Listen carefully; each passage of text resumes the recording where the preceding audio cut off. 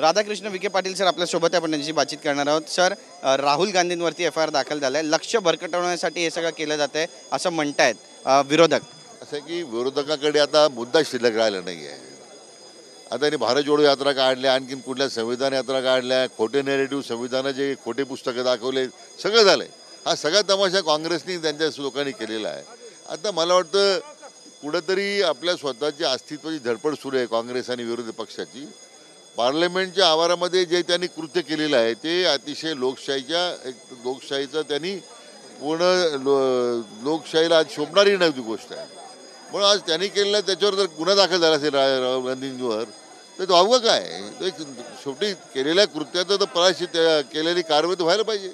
मोहन भागवतांनी जे स्टेटमेंट दिलेलं आहे कुठेतरी नरेंद्र मोदी यांच्यावरती रोख आहे त्यांचं असं म्हणावं. राम मंदिर जे आहे ते हिंदूंच्या आशीर्वादामुळे झालं आणि एका व्यक्तीला वाटत असेल की हिंदूंचा नेता झाला म्हणजे तसं होत नाही असं हे वक्तव्य कान टोचले त्यांनी. काय म्हणत मी खरं मला माहीत नाही आदरणीय पूजनीय मोहन भागवतजींनी काय म्हटलंय, मी त्याची माहिती घेतो. पण असं आहे की एवढ्या मोठ्या व्यक्तिमत्वाने काय व्यक्त केलं त्याच्यावर मी भाष्य करणं. परभणीचं प्रकरण अंगलट येते सरकारच्या, कारण अत्यंत गंभीर प्रकरण आहे बीडचं. परभणीबाबत विरोधक खूपच आक्रमक झालेत. विधानभवनाच्या पायऱ्यावर त्यांनी आंदोलन आहे. असं आहे की मी म्हटल्याप्रमाणे मुद्दे राहिले नाही त्यांच्याकडे. आता या प्रकार बीडचा प्रकार असेल, परभणीचा प्रकार असेल, त्याचा निषेध सरकारतून झालेला आहे.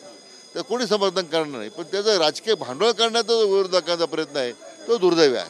धन्यवाद आमच्याशी बातचीत केल्याबद्दल. कॅमेरा पर्सन योगेश गुरवचा, गिरीश गायकवाड, TV9 मराठी, नागपूर.